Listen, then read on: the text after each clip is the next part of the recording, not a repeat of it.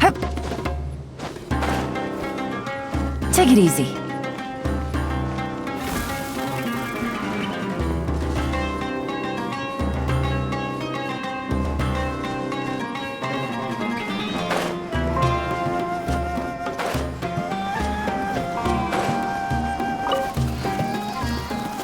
Gotcha.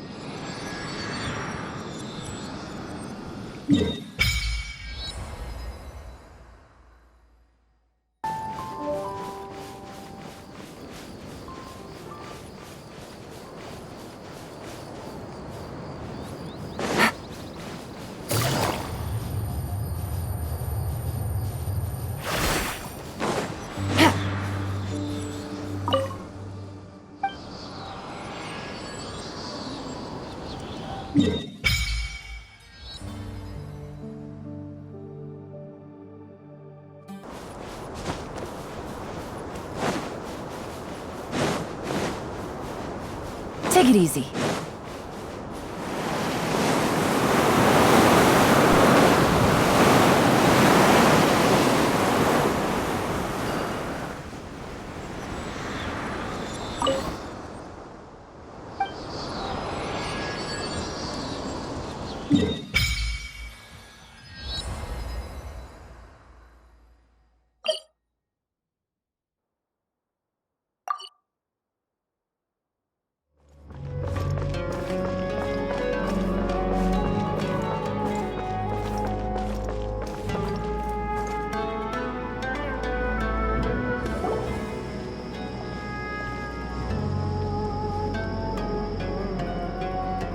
We finally made it to Caravan Rebot. It's pretty lively here. So, just past this wall is the desert, huh? Oh, wow. Paimon remembers hearing people call this the Wall of Samiel. It's made to block sandstorms from the outside. Oh, if it's this tall, it's gotta be the divine work of Greater Lord Rukkhadevata, right?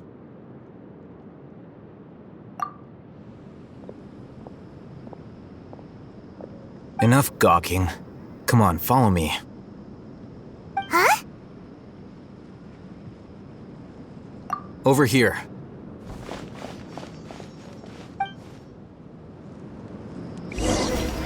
Oh, Ethan went that way! Let's hurry up and follow him. Wonder what he's up to.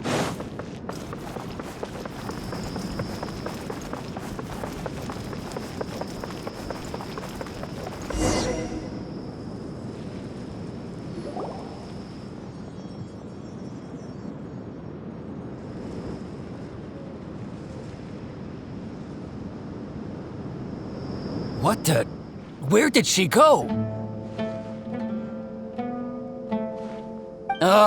How did we lose them? They were just here a second ago. More Eremite mercenaries? Who are they working for this time? Anyway, Traveler, it seems like we were being followed again. You were too careless. You should have noticed those hopeless amateurs trailing you a long time ago.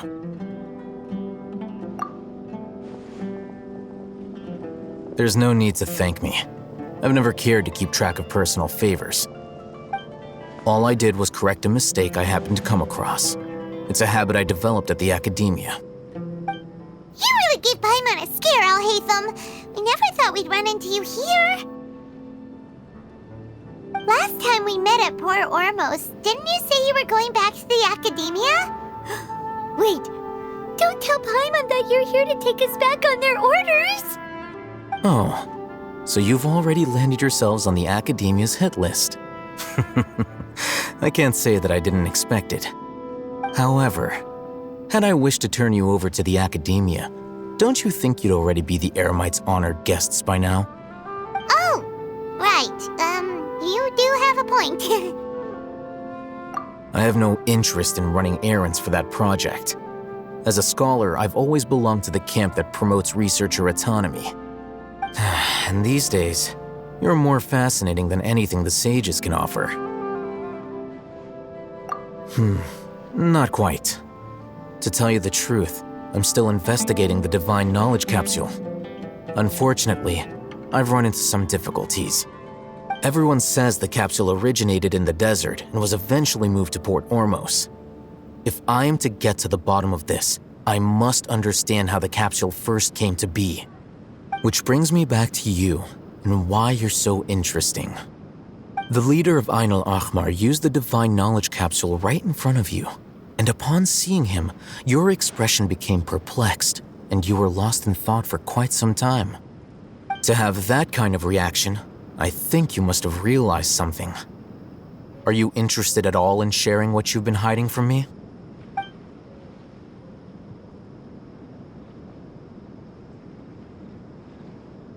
Alhaitham, you really have a ridiculous eye for detail.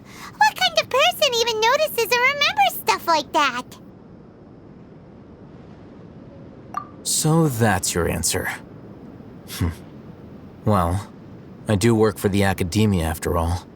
So considering that, it is indeed wise to keep your cards close to your chest. But that does prove you do have some undisclosed information about the Divine Knowledge Capsule. Am I right? No matter. Rather than simply learning the answers from you, I'd still prefer to investigate on my own. Speaking of, you two are also headed to the desert? That's right! We have the same plan as you! But we don't really have any concrete goals at the moment. Then I'd suggest starting with Aru Village. It's the largest settlement in the desert, so it'll probably have more resources and intel than anywhere else. Well, would you like to head there together? It's always better to travel with someone you know. Let's go!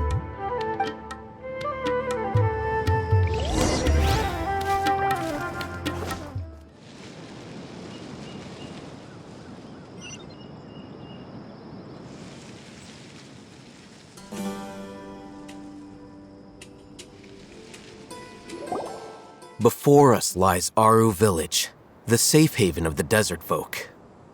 Whoa, this landscape is really something else.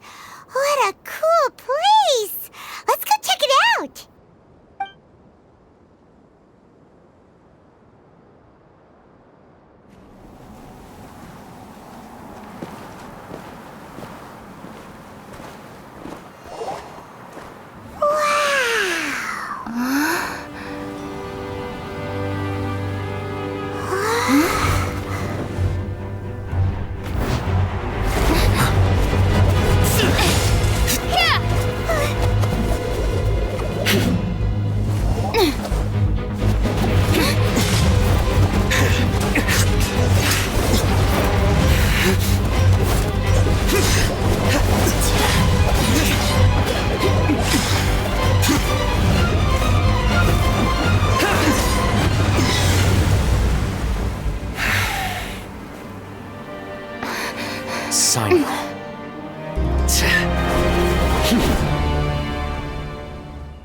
Unless my memory fails me, we have barely spoken 2 words to each other before now at the academia.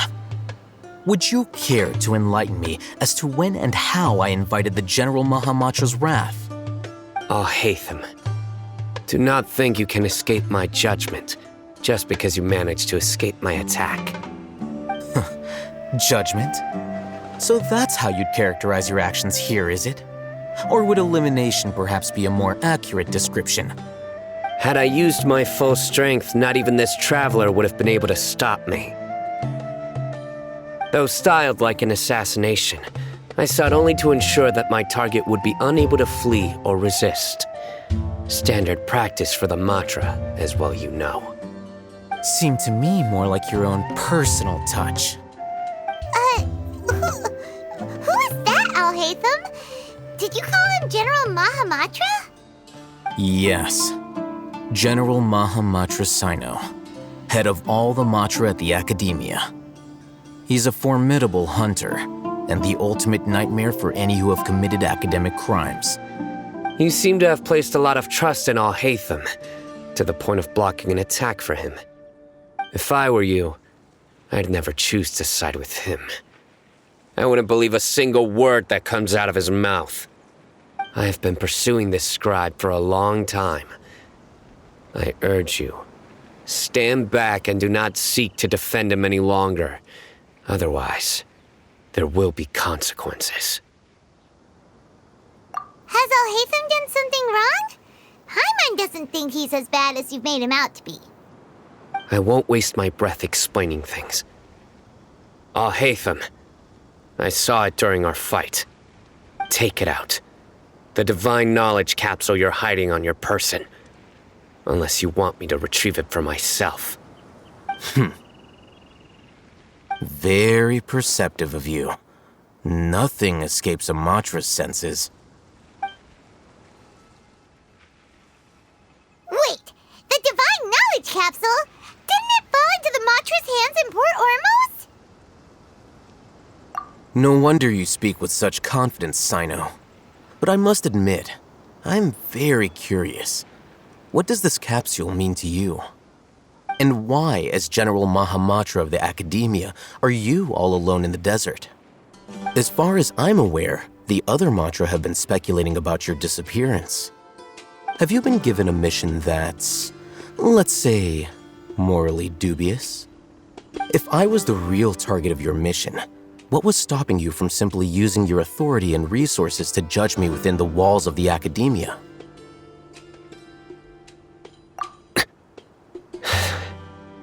I should have known you'd be difficult to deal with. You two? Ugh! What should we do, Traveler? Paimon feels like we can't trust either of them. Ahem. Well, look at you two, acting all tough and self-righteous over there. Wait, Dia?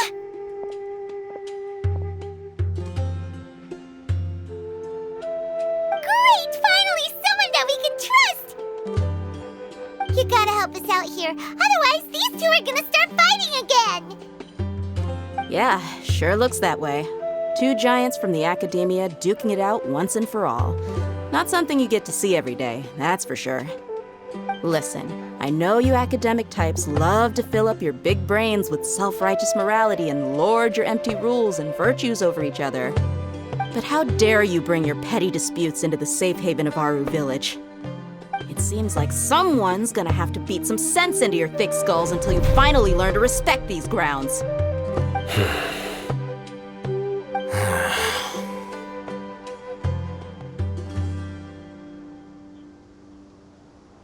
Hey, did either of you hear a word I just said?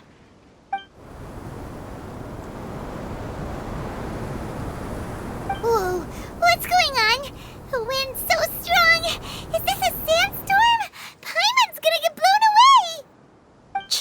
Another sandstorm? What's up with these recently? Hey!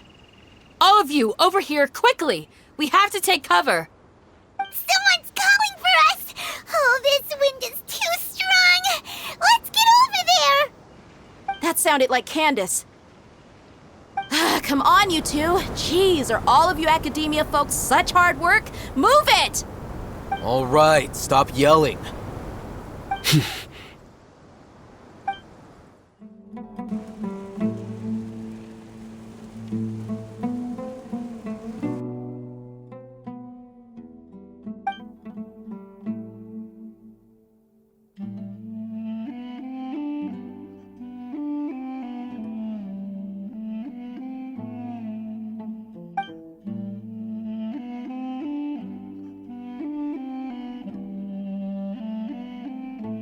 Well, this is pretty awkward. Hey, wanna play sardines with three people who wanna tear each other limb from limb? Sure, why not? Sounds fun. The air is so thick and heavy. Paimon can hardly keep floating anymore. My sincere apologies, everyone. This is the home of our village chief. I will have to ask you to make do with this small room until the sandstorm dies down. Please, let me introduce myself. I am Candace, protector of Aru Village. Our savior has come at last! Nice to meet you, Candace. The name's Paimon. Thank you so much for helping us. There's no need to thank me. It's only right to help each other when the weather gets rough. Wow, she's so gentle and caring, like a nice older sister. Unlike those guys over there. All right, now that we're all better acquainted, we should return to the topic at hand. As a guardian charged with the responsibility to protect my fellow villagers from harm, I was observing your conflict from afar, even before the sandstorm started. And now that you have set foot within our village itself, it is all the more my responsibility to make absolutely sure that you pose no threat whatsoever to us. So please, have an honest and sincere conversation with one another and put your hostile feelings to rest. If anyone dares to start anything again while they are under this roof, I will not hesitate to send them out for some quality time with the creatures of the sandstorm. On second thought, Paimon may have misjudged Candace's character. And that goes for you too, Miss Dia. Do I make myself clear? All right, we got it, Candace. That's what I like to hear. So, which of you will begin? I was supposed to be a mediator, but I might have gotten a little too involved just now. Anyway, one of those two should probably start talking. Wait, that was you trying to be a mediator? I have nothing to hide, so there's no shame in explaining myself. While Alhaitham wasn't wrong about the other Matra not knowing my whereabouts, it's not because I've been assigned a morally dubious mission. Rather, I've chosen to exile myself. Huh? Exile yourself? A little while ago, I discovered that there was data missing in the Academia's project planning and development files. What little they did report clearly did not match the project's actual progress. As General Mahamatra, I had the responsibility and authority to request an audit. However, to my surprise, the person responsible for the erroneous data was none other than Grand Sage Azar himself. I tried to investigate the issue myself before submitting a formal audit request, but I soon found that all leads and potential pieces of incriminating evidence were carefully concealed from me. I began to realize that they were cautious of me from the very beginning. Unsurprisingly, the Grand Sage rejected my audit request as soon as the submission reached his desk. He even said to me, "The power of the General Mahamatra is granted by the sages. You have no right to judge us." So they really are up to no good. I realized then that to the Grand Sage, the Matra are nothing more than tools for the sages to assert and maintain their control over knowledge. The vows that we took, the principles that we strive to uphold, they are meaningless to the academia of today. I believed it would be wise to flee the academia before the sages had a chance to take action against me. This way, they can no longer see nor predict my actions. I will never give up on this investigation. There's no need for someone else to give me power or authority. Once I find the truth, I will administer judgment by my own name. Sino seems to have the same goal as us. We're all investigating the sages. Plus, now that he's no longer the General Mahamatra, he somehow feels a lot less scary. Well, Sino, if that's your story, then why did you see Alhaitham as a target? When I was investigating the matter in the academia, I overheard a conversation between Alhaitham and a sage. The sages asked you to investigate a blonde-haired traveler. Do you dispute this, Alhaitham? What? Like many parts of the project, this assignment was undocumented. Now throw in your suspicious behavior with the divine knowledge capsule, and I think we deserve an explanation. Yes.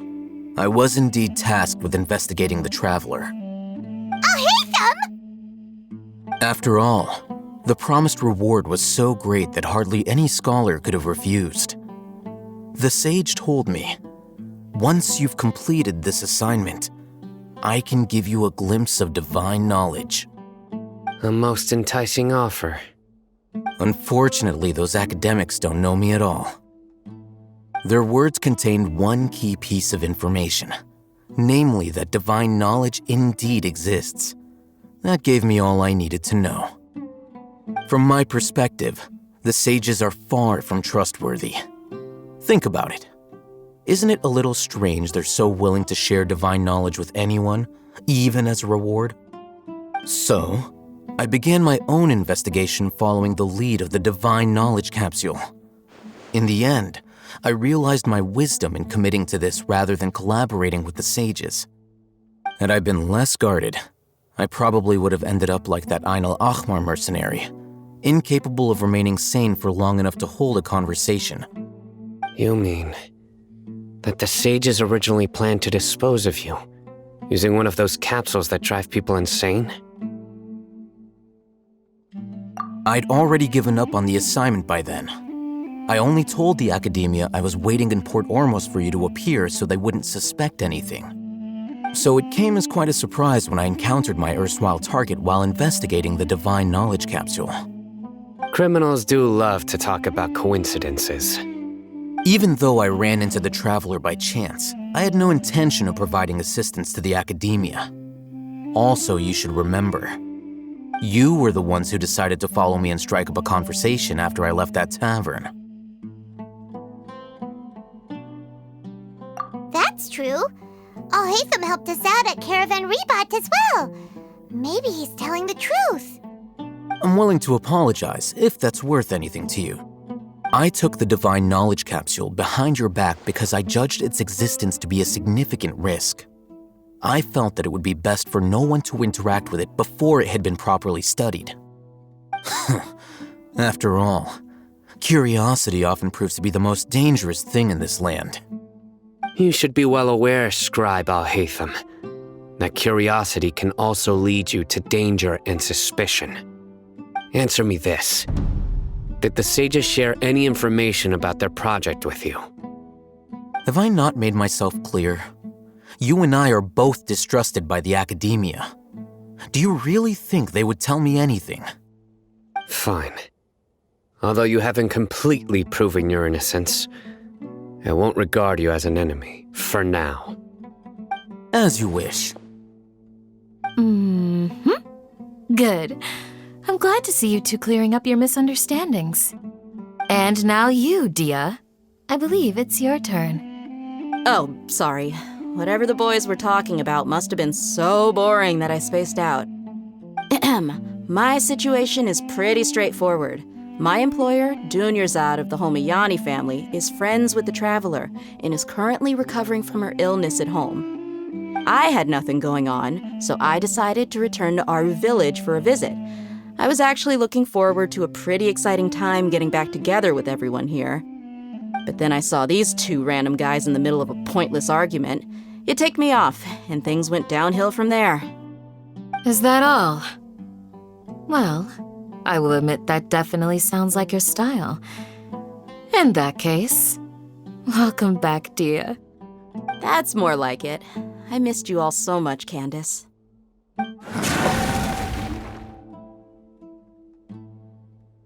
Whoa! What was that sound? No need to worry. Now that you're no longer at each other's throats, please make yourselves at home. I'll take a quick trip outside to clear out some of those creatures in the sandstorm. Creatures? In the sandstorm? Are you sure you don't want some backup? Fighting in a sandstorm is not for the faint-hearted. Anyone without extensive training in these conditions is at a disadvantage. You needn't worry. Yeah, just leave him to Candace. Don't worry, she's as tough as they come.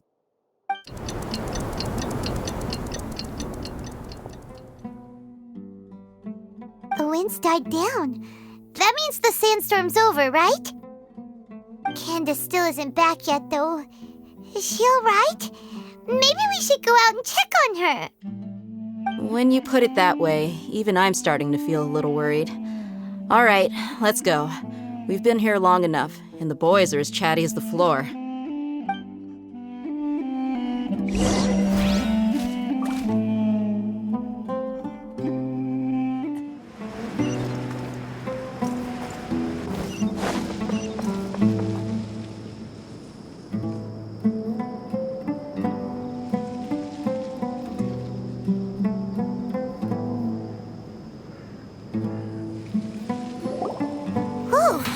Candace, you're still fighting?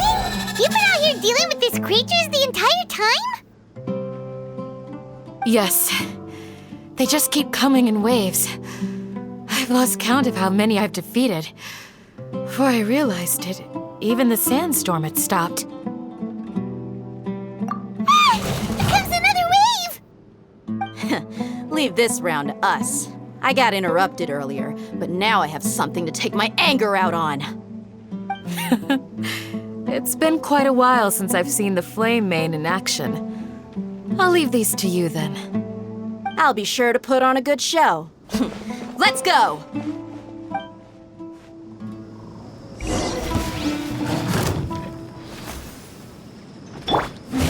Illusion shattered!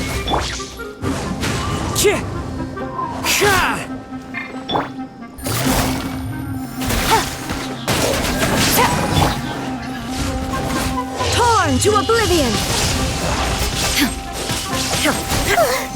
Here comes another wave! When are they ever gonna let up? Gotcha! Into the wind! Take it easy. Busted!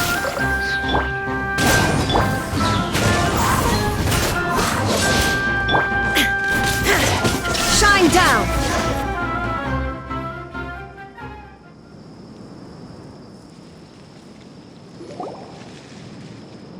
The creature stopped appearing. Was that the last of them? What we fought just now was probably the aftermath of the sandstorm. So we should be safe for the time being. Well fought, everyone. No injuries, I hope. Huh? Who are you? Ah, my apologies. I haven't had a chance to greet you yet. I had my hands full taking care of the village's elderly and children. I am the chief of Aru village. Everyone usually calls me Uncle Anpu.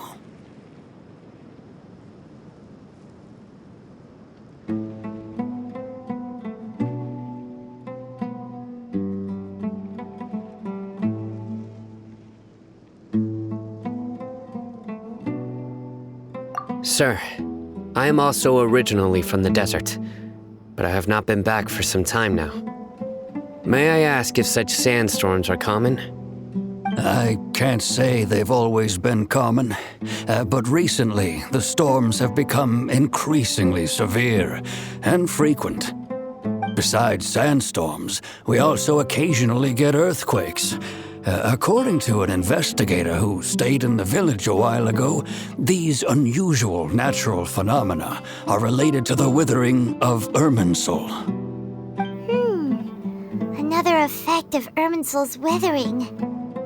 So, Irminsul's withering causes withering zones in the forest, and sandstorms and earthquakes here in the desert? Everything in the natural world is inextricably connected to Irminsul. These regional symptoms can indeed be a reflection of Irminsul's present state. Everyone in Aru village needs to take good care of themselves. Speaking of which, why haven't I seen a single village keeper since I got here? Village keeper? Who are they? Village guards like Candace?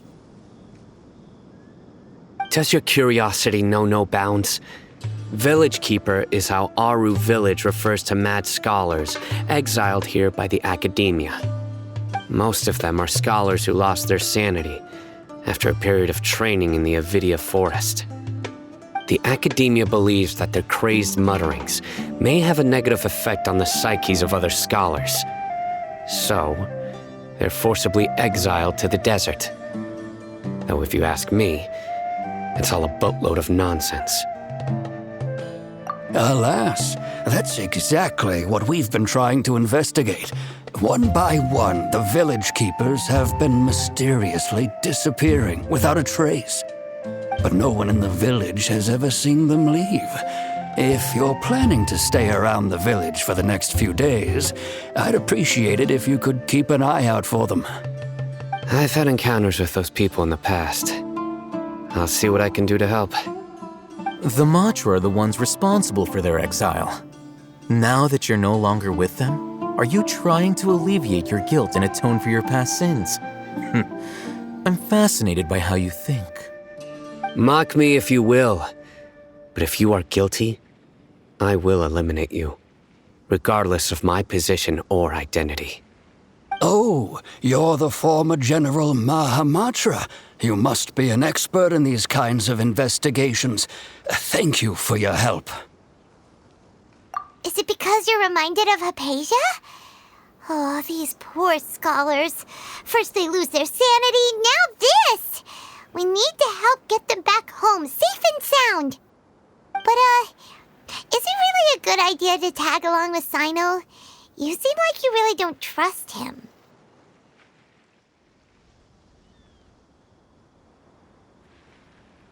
I'll be grateful for the assistance. No doubt you will do a better job than some of my former subordinates. Let's start by finding a spot to share what we know so far.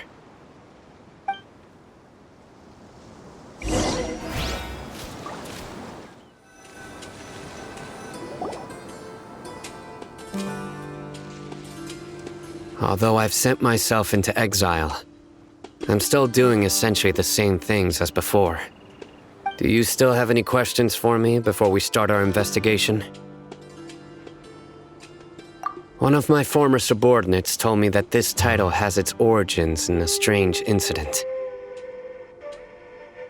The Academia has long exiled mad scholars to Aru village. A mysterious phenomenon exists here.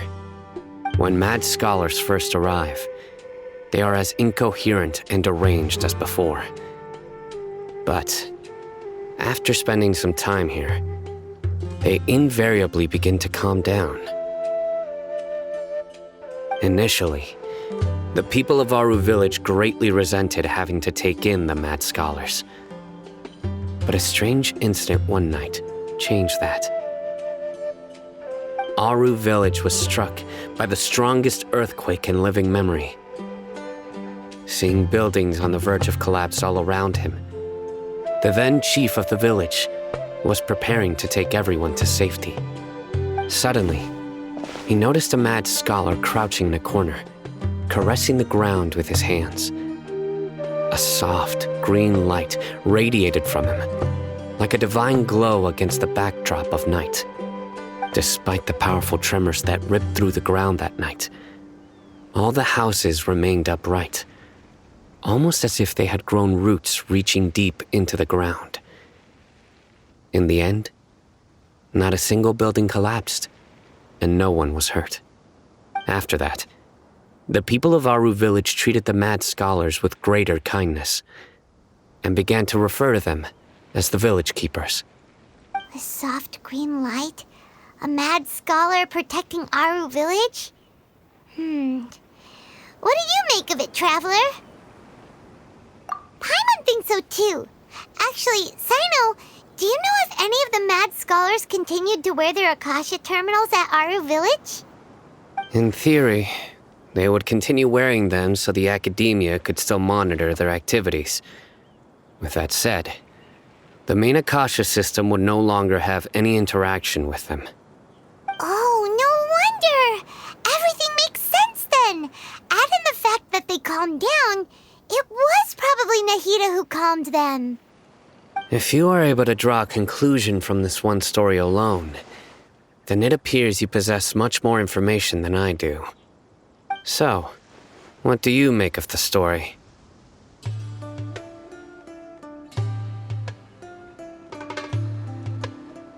Really? Lesser Lord Kusanali. What? You don't believe us?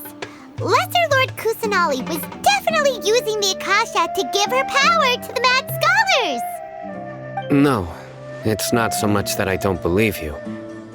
I'm just struck by your reasoning. Lesser Lord Kusanali, the current Dendro Archon. Is she really active in Sumeru? The Academia has always placed far greater importance on the late Greater Lord Rukkhadevata.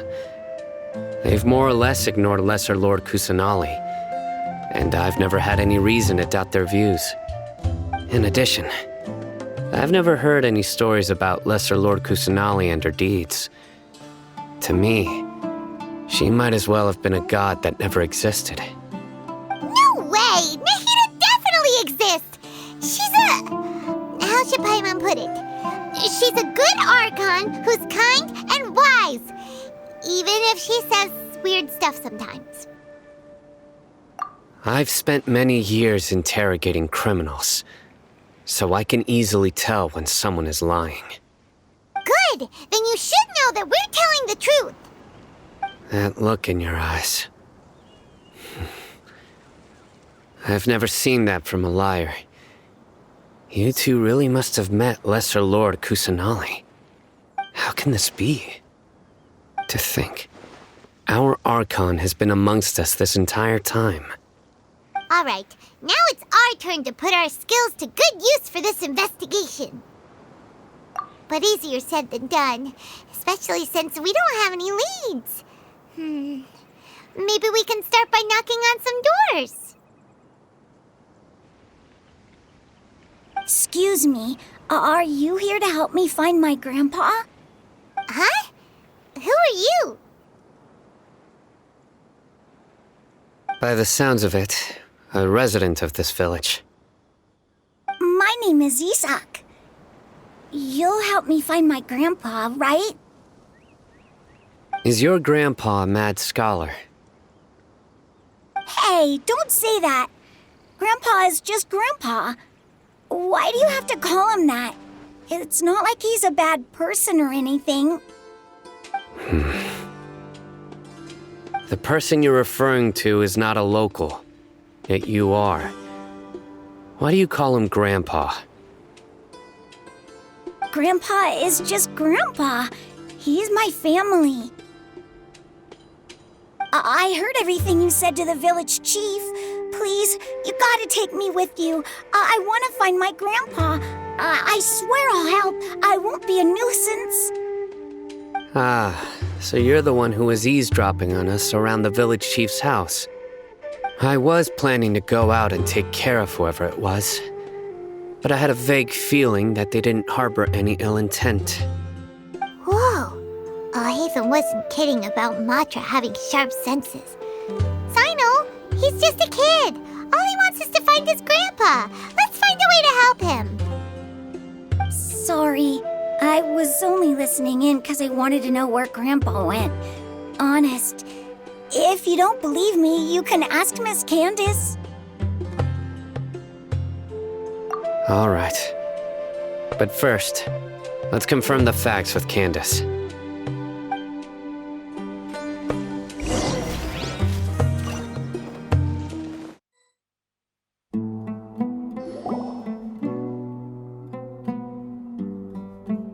Sino is super vigilant.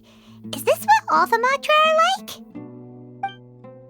Ah, you're back already. We just wanted to confirm something with you. Do you know a boy by the name of Isak? I had a feeling he'd go looking for you. Huh? You knew this would happen? Yes. Although he tried his best to stay hidden, I still noticed him eavesdropping outside the window. He really wants to get his grandfather back. Isak's parents were both Aramite mercenaries who rarely returned to the village after finding employment in the city. He was raised by his grandfather. Unfortunately, it was only a few years before his grandpa passed away. Isak was still very young at the time, so various families in the village took turns caring for him so he could survive. Later, an elderly mad scholar arrived at the village. Isak thought the scholar bore a striking resemblance to his grandfather, and thus often spied on the man. However, the scholar was unkempt in appearance and incoherent in speech. Although Isak referred to the man as his grandpa, he was afraid and didn't dare to approach him. One summer night, the oft mumbling and bumbling grandpa suddenly calmed down and seemed to become more lucid. He even noticed Isak hiding in the distance. So Grandpa walked up to Isak and patted him on the head. He even took Isak to the entrance of the village, where he patiently taught the boy the names of the stars and accompanied Isak until he fell asleep. The next morning, Isak woke up and wanted to go find his grandpa again, only to realize his grandpa no longer recognized him. However, even so, Grandpa retained his calm expression. It's said that those who saw the scholar claimed he no longer appeared to be crazy, but appeared to be living in his own world, almost as if he were sleepwalking. Isak was thrilled that his grandpa was able to find peace and would follow him all the time, asking him things like, "Grandpa, want me to take you somewhere fun?" Or, "Grandpa, could you tell me stories about the stars again?" All this somehow just makes Paimon feel really sad. It seems like they both deserve so much better. Perhaps. Nearly everyone who lives in the desert has some form of hardship or regret. But even so, we must still continue on with our lives. It's also my reason for fighting. I must continue to protect this land.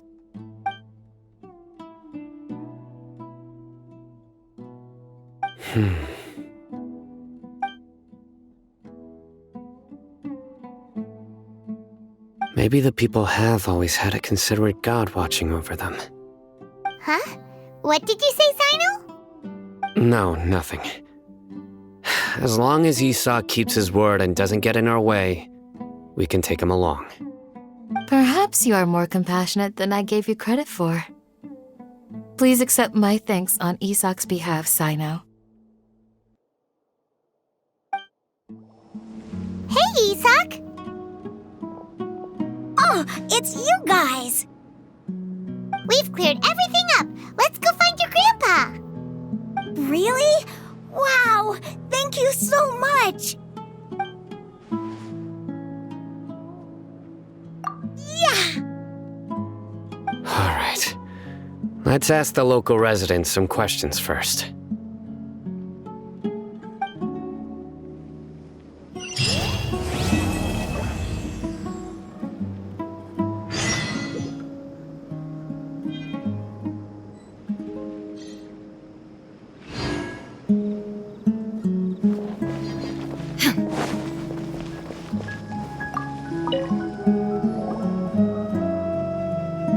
Excuse me, did you happen to see where the missing scholars went? You mean the village keepers? Oh, let me think. When I was eating dinner the other day, I saw one of them by the side of the road, muttering away and eating mushrooms and tree roots. They shouldn't go around eating that kind of stuff. Okay. Did you notice anything else? Anything else? No, I think that's all I have to tell you. Sorry.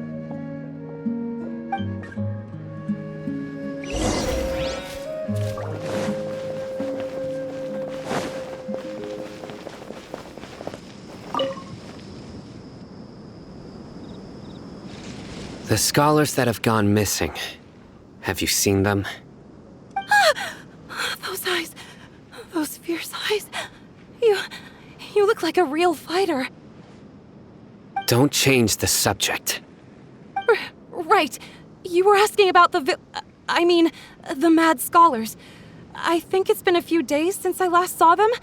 I usually go to bed pretty early, so I'm not too familiar with what goes on at night. But honestly, I feel quite sympathetic towards them. Even though they act a little strange, they've helped me in the past. If it weren't for them, my house would have collapsed long ago. Do you also think Grandpa and the others are good people? Grandpa? Oh, hello there. It's little Isak. You mean that nice man who looks like your grandpa's long-lost twin, right? He was actually the one who protected my house. I saw it with my own eyes. He happened to be staying near my house that day and was doing something with his hands on the ground. It still feels pretty surreal now that I think back on it. Did someone teach them how to do that? Well, whatever the case, I'll always be thankful to him and whoever taught him to look out for others. I'm pretty sure that if I ever went mad, I wouldn't be able to do anything like that. Gotcha. Thank you.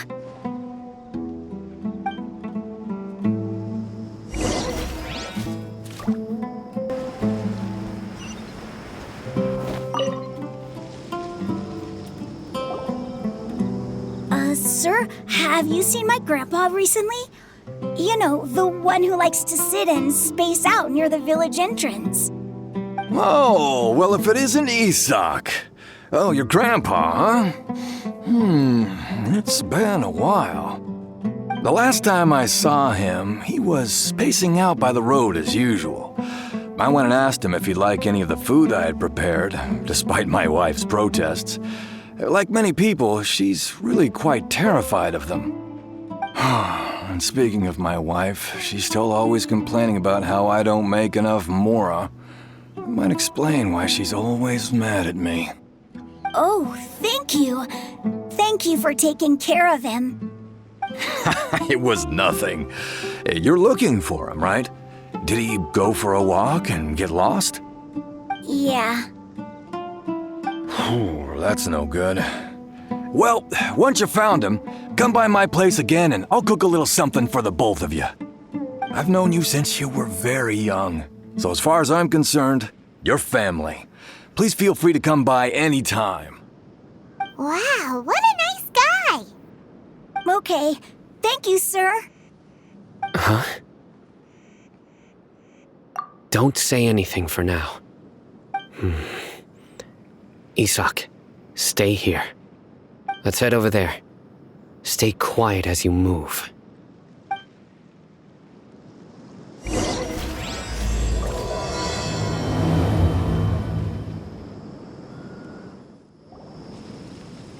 Listen, see if you can make out what they're saying. Have you heard? The mighty Scarlet King, the sovereign of our faith, will soon return to this world. Yes, of course I have. The Scarlet King is the one and only true ruler of this land. I've never believed in any other gods. Still, you say he's coming back, but it sure doesn't feel like life's about to change around here anytime soon. What's your proof? Haven't you noticed? The village has been getting more deranged scholars than ever. Delavar was saying that many people also went insane just before the fall of the Scarlet King's civilization in ancient times. We don't quite know why, but it seems like there's some sort of connection between insanity and the Scarlet King. Isn't it a sign of the Scarlet King's power that all the mad scholars have disappeared? If you ask me, they must have been chosen as the final sacrifice for the Scarlet King's resurrection. Huh. Now that you say it, that does make some sense. Does this mean our lives are finally going to take a turn for the better? Exactly. Those city folks will get what's coming to them. Now, repeat everything you've just said from the very beginning. Huh? Who are you? Where did you come from? My patience is running thin. You heard what I asked.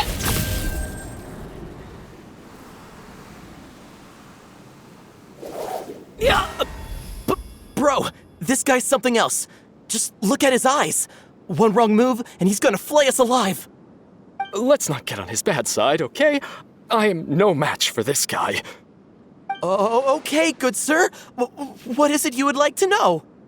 Tell me about the Scarlet King's resurrection. Well, I only know a few things from hearsay. I went for a drink the other day and heard others talking about a rumor that the madmen will disappear and that the Scarlet King will return to this land. I'm not making this up, I swear! Hey, go on. Keep talking. It's true.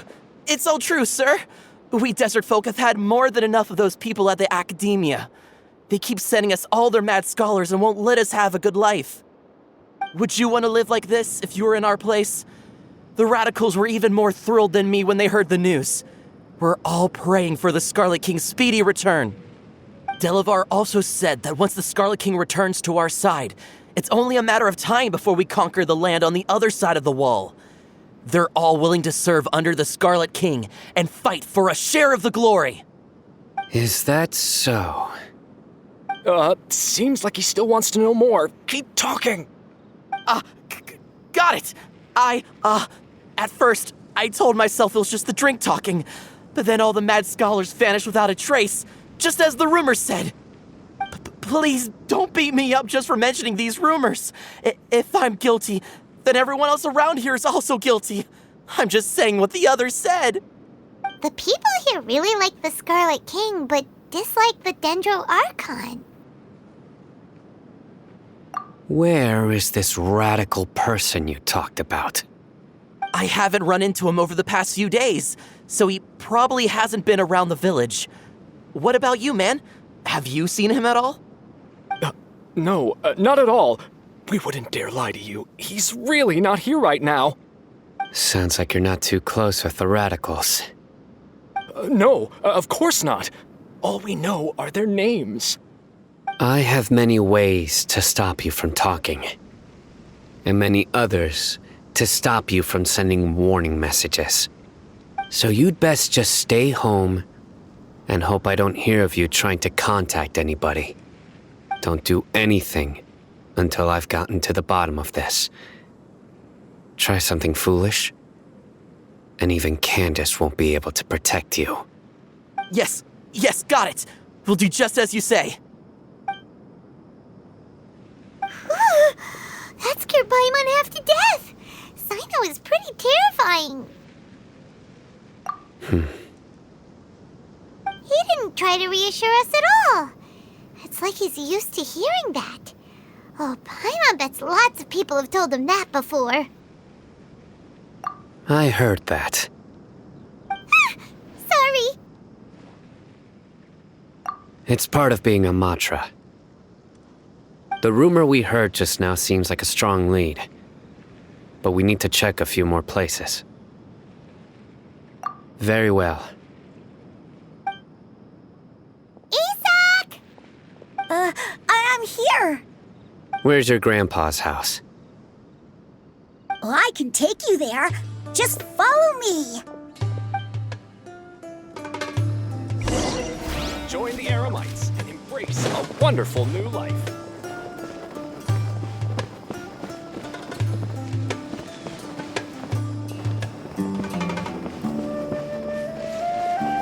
Grandpa, he likes to be alone. Sometimes he stares at the sky in a daze, and other times he just pokes at the ground with his fingers.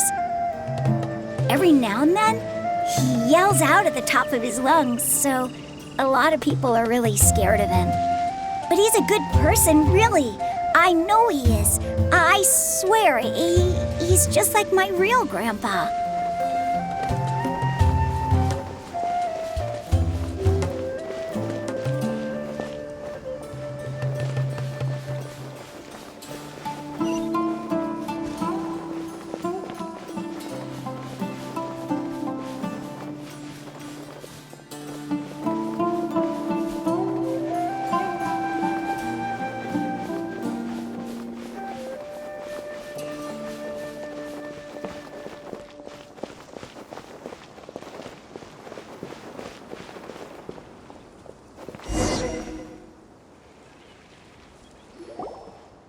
Well, this is where Grandpa usually stays.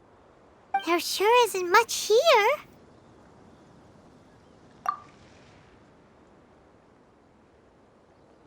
No.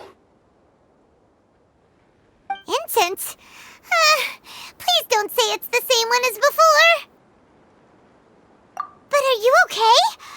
getting dizzy or need to lie down? There's a scent that you can sense, but I can't. A certain traveler here once passed out from that smell. Thankfully, Tainari saved the day. And then he gave us a long lecture to explain all about how it worked. So, you know Tainari. Huh? You know him too? Are you two friends? Yes. Now that I concentrate, I can also make out the scent of incense. Wait, surely Tainari didn't lecture you too. No need. Did you first encounter this scent at Tainari's house? In the forest. From a scholar.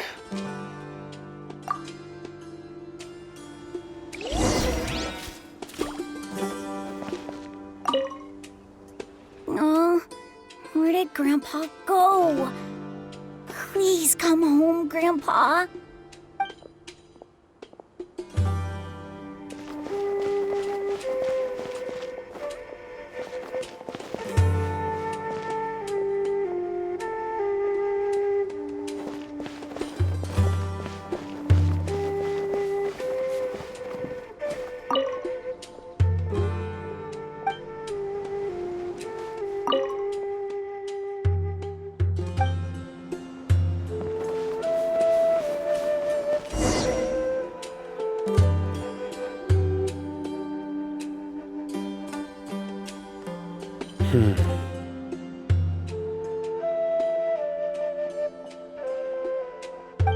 What are you looking for, Sino? Here it is. Take a look right here. Paimon doesn't see anything. Although the traces have been completely buried in the sand, there are footprints here. From the size and shape, they belong to an adult male. This pattern is a common one from this area. Local shoes. This was probably someone from the village. The scent is quite faint, but still extant. The footprints head in the direction of the door. But who would come looking for Grandpa? He doesn't have any friends. We'd have to ask whoever lured him away with the incense. Huh? So you can lure someone away with just a scent? Hey! What's wrong with liking good food? Everyone's got something they love in life. Exactly. Most scholars are fond of incense, since the smell supposedly helps them clear their minds and discover new knowledge. Even deep within the clutches of madness, they still yearn for their knowledge-seeking days, and will follow the scent whenever it presents itself. No, Grandpa. So, someone's taking advantage of their weakness? Huh. Still, why would anyone want to abduct all the scholars? Are the rumors really true? Could the disappearance of all the mad scholars have something to do with the radicals? It's highly likely. Please, you have to save my Grandpa. Grandpa's never done anything wrong. Please help him. Sounds like we'd better help get him back. Don't you worry, Isak. We won't let whoever took him get away with it. Let's head to Aru Village and inform Candace and the others about what we learned here. After that, we'll set off to find the scholars.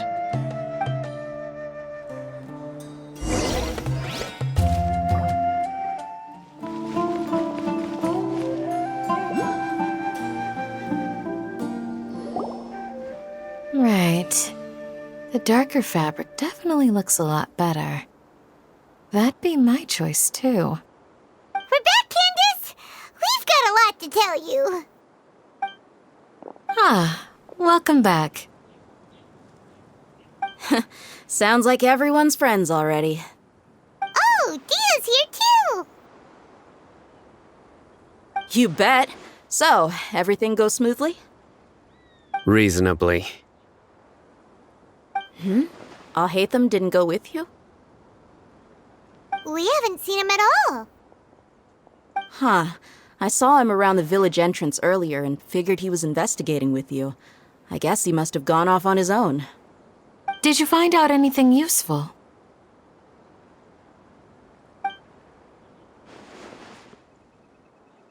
I see. So someone used a kind of incense to lead the exiled scholars away from the village.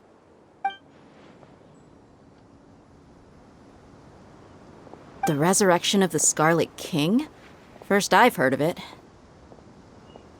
Far as I know, the kind of incense you just mentioned is only popular beyond the wall.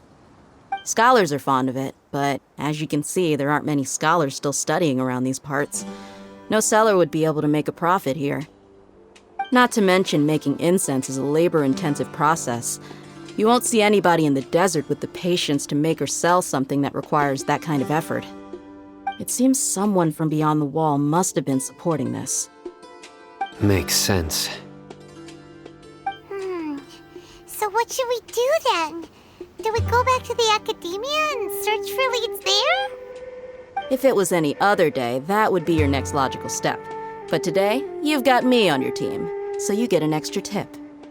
Didn't you say that the villager got his news from the tavern?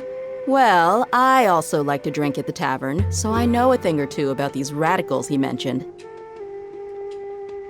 If Paimon remembers correctly, the leader of the radicals is some guy called Delavar. Ah, yeah. Delavar, the scar-riddled bandit, Engur, the wide-eyed butcher, and Jabari, the duck-tailed bearded crook. The whole lot of them are known around these parts.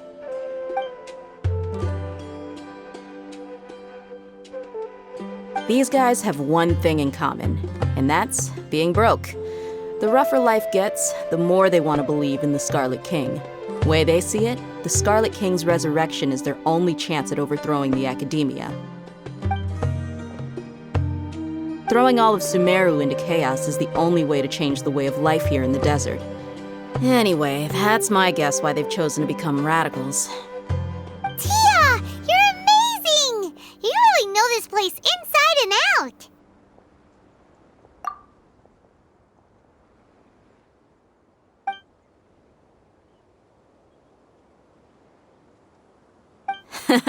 No merc can afford to slack off on gathering intelligence. Every mora I've spent in the tavern has been a valuable investment. Let's head out. Now hold on, you're staying right here, Sino. Why? Aru Village is not a big place.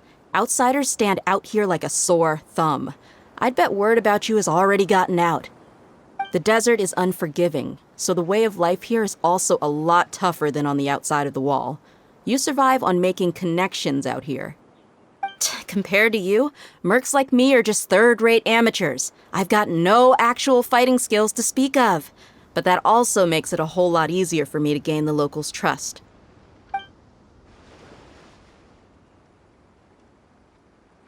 I need to go around and ask some questions, but it'll be difficult if you're with me. Fine. Good, then we've got a plan. The Traveler and Paimon will go to Caravan Rebat with me, and we'll try our best to figure out where the mad scholars have been taken. Sino, you'll have to stay in the village and continue investigating on your own. Alright, sounds like a plan!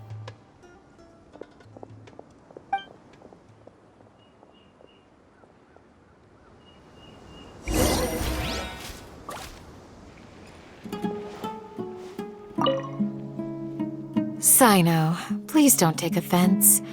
I'm sure Dia just wants to help everyone solve their problem as quickly as possible. That's why she can be so straightforward at times. I don't mind. Ah, I see. Well, from the way you were staring out into the distance, I thought you might have been mulling over Dia's words. No, I'm used to being treated that way. It's natural to fear strength. I take no objection to it.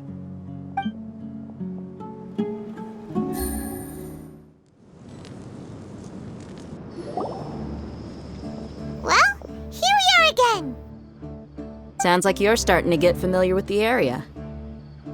Paimon's amazed every time we see the Wall of Samiel. How can a wall this tall even exist? It's almost unreal. I know what you mean. I had the same question every time I walked this way when I was a kid. Also, why is this high wall here? And can a wall really block sandstorms? It was only after I grew up that I realized the Wall of Samiel isn't just there to keep out the sandstorms. It serves a more important purpose, keeping out people like us. Sumeru is run by wise and mighty sages. To them, us desert dwellers are nothing but tools that can be used and discarded at their whim.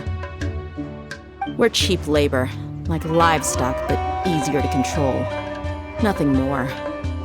Even if a child from the desert got the chance to obtain an Akasha terminal, almost all their requests for knowledge would be denied.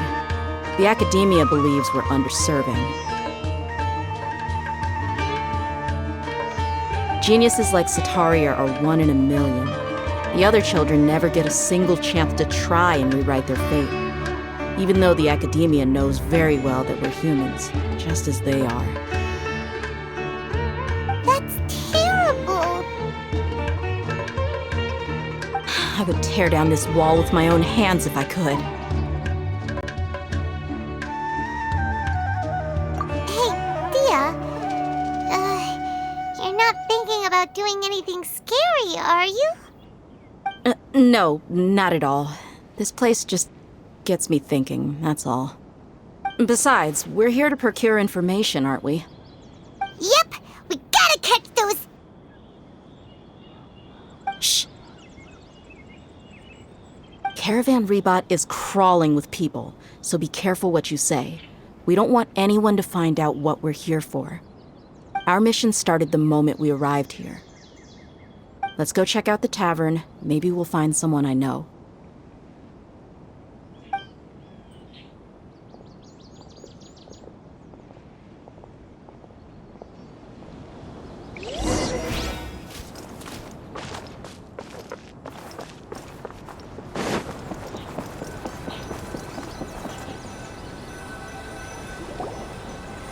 Just our luck. None of them are here today. You mean you don't see anyone you know? Dia, is that you? What a coincidence. You here for a drink too? Zaki. Finally, a friendly face. Oh, and who do you have with you here? Guests from another land? Hello. I'm Zaki. Dia's, how would you put it? Drinking buddy? We've had drinks together a few times. You could say we go back a ways. Anyway, as far as my friends here, they aren't too shabby, are they? You rarely see any Outlanders so friendly and respectful nowadays. Absolutely. Much better than those people on the other side of the wall. So, Dia, are you looking for someone? Yeah. Have you seen Enger, Delavar, or Jabari recently? Of course I have. Matter of fact, we were all here drinking together just a few days ago. I've got a spice trading deal from another nation. I thought maybe Delavar and his friends might be interested. Know where I could find him? Ah, how thoughtful of you. Then I assume you also know that Delavar's been having a hard time making ends meet these days, so you came here to help him out? Hey, keep it down. Let's just say I prefer to keep this deal a secret. Y'all at Caravan Rebot are like family. If there's more to be made, why not do it together? Besides, Delavar and his friends have muscle. They'd be a good fit for escorting the goods. Yes, how considerate of you. Delavar's my friend too, so of course I can take you to him. Come with me.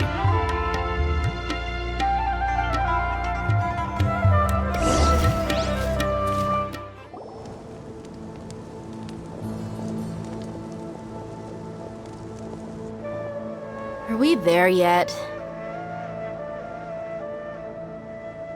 Yep, this is the place. This place is practically deserted. What are they doing in a place like this?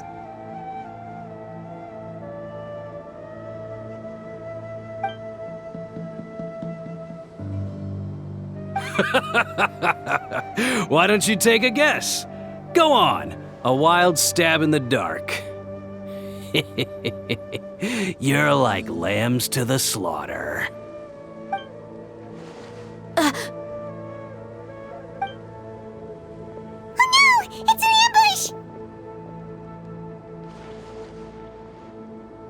ambush! What's this all about, Zaki? Come on, Dia. You really think we didn't hear about what you said back in Aru Village? The boys have kept a close eye on you from the moment you set foot there. Not only do I know that you're looking for Delavar, I also know that you've teamed up with people from the Academia to look for the missing scholars. So, you've been watching us from the very beginning? Uh-oh. Paimon knew leaving Sino behind was a mistake! And you left the strongest one in the village, didn't you? Who do you think you are? You really thought we'd fall for your little business deal nonsense? So you and Delavar have been partners all along. Dia, I guess it's only natural for a traveling mercenary like you to be out of the loop. Those of us who hang around the tavern have stronger bonds than you think. But you got one thing right. We're all looking forward to an uprising in Sumeru. There's nothing more we'd like to see than the desert folk overthrowing the Academia. If that's the case, then I'm sure Delavar wouldn't miss a second of it. I'll be honest with you, if it weren't for what you said in the village, your little monologue about the Wall of Samiel would have convinced me that you're one of us. Delavar. And Engar, you're here too, huh? Long time no see, Miss Mercenary. You should have known the traitors are what us followers of the Scarlet King despise the most. Dia, I thought that you, a fellow desert dweller, would understand that the Scarlet King is greater than the Dendro Archon. Little did I know, you don't deserve to join us. Yeah, gee, what a missed opportunity. Adopting radical views and kidnapping innocent scholars, all because of some baseless rumors. Anything else I'm missing out on? See? There you have it. Mercenaries are just a bunch of faithless scum with only one thing on their minds. Mora. Pathetic. You're all like a pack of street rats. You're not wrong. Mercenaries are driven by Mora, and my faith lies with whoever's paying me. As long as there's a profit to be made, anyone can become my friend. Enough talking! Get him!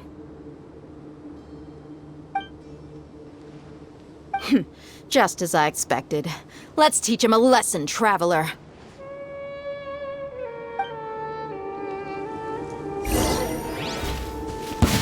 There is no escape!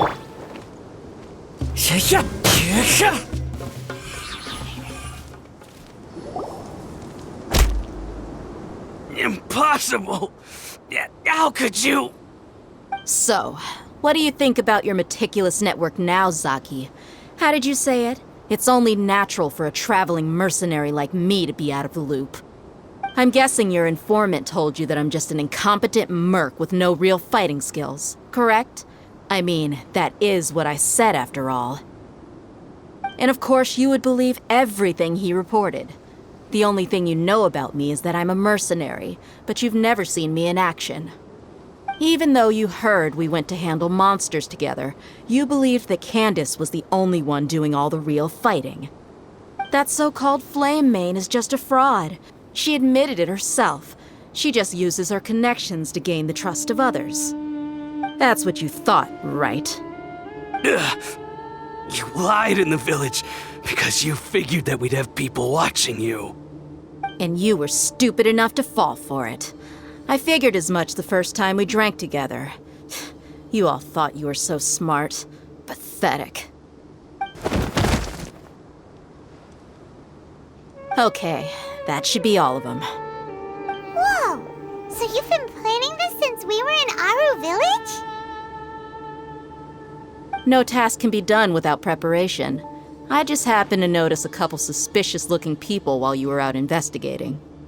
Oh, but instead of catching them right away, you let them report back. Those two who were snooping around were just a couple small fries. If we want to get the real catch, we have to be patient and give it some time. Oh, you mean the funny name she mentioned back in Uncle Ampu's house? The wide-eyed butcher, scar-riddled bandit, Paimon can't remember them all. That's just a bunch of drunk talk. Edgar and Delavar like to talk themselves up when they're drinking. Edgar, the wide-eyed butcher, and Delavar, the scar-riddled bandit, are the nicknames they came up with for themselves. Alcohol has a way of making people share what they really think. So Edgar and Delavar are always rambling in the tavern about how the Scarlet King is a superior deity. What about Zaki? He's just a numbskull who fell right into our trap. Zaki was probably the best hidden of them all. My initial plan was to find Delavar first, and then try to track him down. That's what you wanted to ask when we were at Uncle Anpu's house, right? Jabari is one of the villagers you talked to. You know, the one who wanted to treat Isak and his grandpa to some food. Wait, so he's a radical too? No, he isn't. I just needed to tack on a random villager name to make the eavesdropper think that I was making some wild guesses based on my impressions. Wow, what a genius idea! Well, that's an expert mercenary for you. Ah, you're too kind. It was straight from the usual playbook, if I'm honest. So, that thing you were saying before, is it really true? About what? About how mercenaries only care about Mora, and that anyone's a friend as long as there's a profit. Does that bother you? What makes you so sure?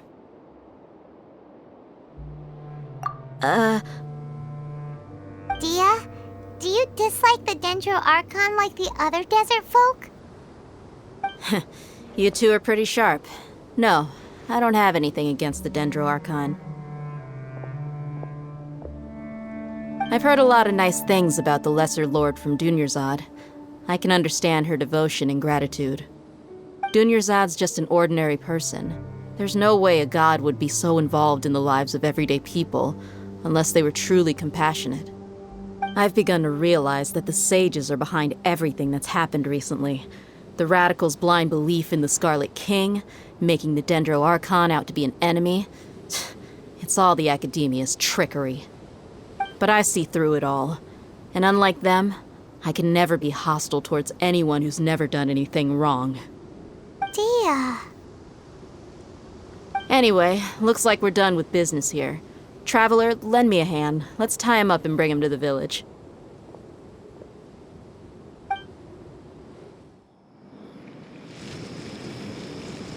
This should be all of them.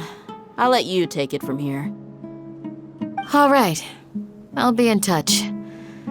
Until then, please stand by.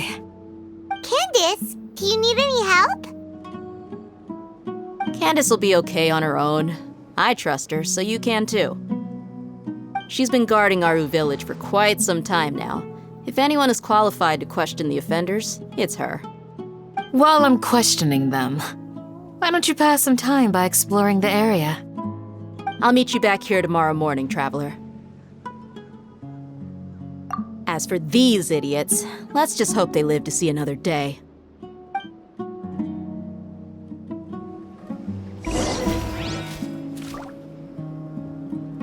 You heard the question. Now answer me.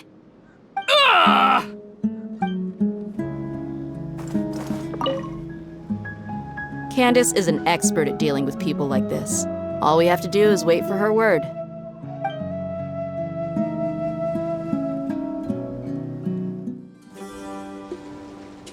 Hey, Dia! Right on time. We'll know any moment now. Paimon's been wondering. You seem to know Candace pretty well. Have you been friends for a long time? We've known each other for some time now. She's a pretty interesting person. Even though she's an extremely strong warrior, she never misuses her powers against others. Oh, Paimon knows what you mean. Like a lot of martial artists say, never take the fight outside the ring. Yep, I guess you can put it that way. It takes strong convictions to be as dedicated as she is, and shoulder that kind of responsibility. Us mercs, on the other hand, we pretty much live from one day to the next. Well, Paimon thinks you're great too. Really? Thanks for that.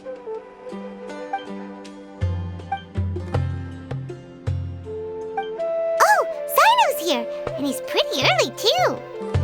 Yes, I was here yesterday to help out a little. To help out? By doing what?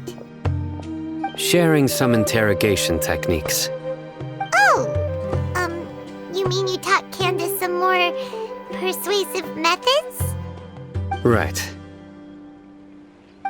Come on in, everyone. Come on, let's go inside.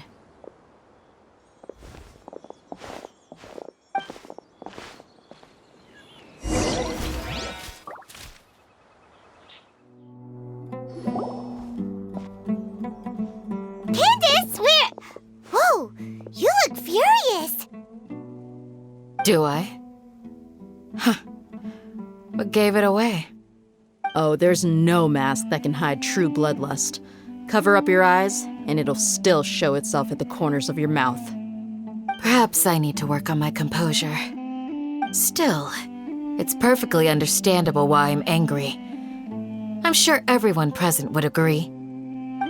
Yes, ma'am. Please, don't beat us anymore. We're gonna die. Well, looks like Sino taught her well. You fear death yourselves, yet you do not hesitate to place the lives of others at risk. The absurdity is mind-boggling. The ones you call mad scholars are known to us as the Village Keepers. They are vital members of our community, and some even count them as family. You come here, to my village, and you treat my people as nothing more than stepping stones towards your goal. Tell me, what would you do to you in my position? Mercy! Please have mercy! You've made your bed. We may both be desert dwellers, but there is one thing that I understand better than you. The resurrection of the Scarlet King will only result in war. And war serves no one. The people of Aru Village care little about which god is in power. Life may be tough and tiring, but we wish to preserve our way of life. A war would only cause us to lose all that we have. And that is not a responsibility that you can afford to shoulder. We understand. We're sorry! I'll tell you everything I know, please. Just let us go. I'm listening. You might not believe this, but it wasn't us who came up with this idea. Someone was spreading rumors in the tavern. That's how we ended up hearing about the Scarlet King's resurrection. Some mystery man told us that mad scholars will make the perfect sacrifice to usher in the Scarlet King's resurrection. They give their lives, and we can get anything we wish for. They're called Village Keepers. Slip up again, and you'll regret it. Yes, sorry. It was all that mystery man's doing. He told us to spread word about the Scarlet King's resurrection and talked us into helping him. In return, he said he'll help facilitate the resurrection process. I'm not sure. That's one. Huh? One what? Strike. You get a total of 3. Then, you die by my hand. Wait, I'm telling the truth. We don't know anything. It was all him. 2. He got us to lure them out of their houses in the night with some kind of incense. We take them to a junction outside the village. Then the mystery guy takes them from there. You gotta believe me, please. I'm telling the truth, I swear. Just ask them if you don't believe me.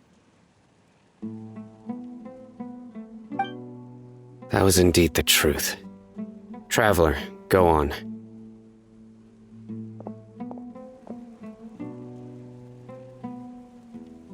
You have to believe me. If I knew that, I would have told you his name right away. I'm not risking another beating to keep his secrets. No way. That guy, he wears a cloak, and he's always careful to cover his face. He calls himself the Scarlet King's envoy. I believe I may know what's going on. Uncle Anpu? What do you mean?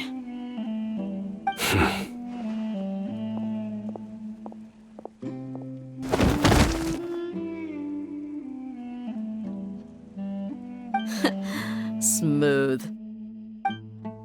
Okay, speak. If my suspicions are correct, this mystery man they speak of could be from the Academia. Some time ago, people from the Academia attempted to take the village keepers away. I refused, insisting that they are part of our community. It strikes me now that this secretive character shares the same goal they had. Which means it's highly likely that the Academia was purposely spreading a false rumor to trick the radicals into delivering the village keepers right into their hands. They were the ones who brought them here to begin with. Now they're trying to take them back? We aren't gonna let that happen. Not the Academia again. Just as I thought. But what could they want with the village keepers? People are nothing but tools in the eyes of the Academia. A change in their plans likely means they found another way to exploit the scholars. Regardless, our top priority now is locating the village keepers. You're right. Isak is still waiting for news on his grandpa. Time to go. Let's leave the village and try to track them down. Yes. Pack up and get ready to leave. You got it. Candace, I'll let you deal with the radicals. Leave everything outside the village to us. All right. Let's meet back here once everyone's ready.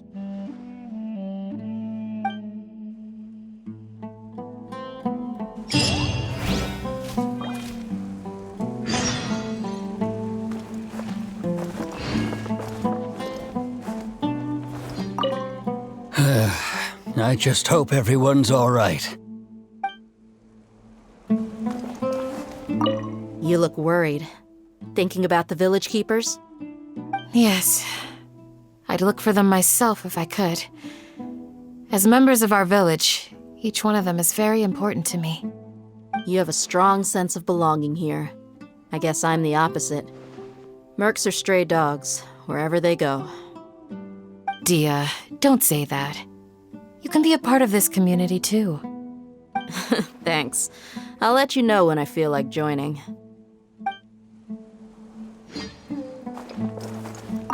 What scheme is the Academia brewing now?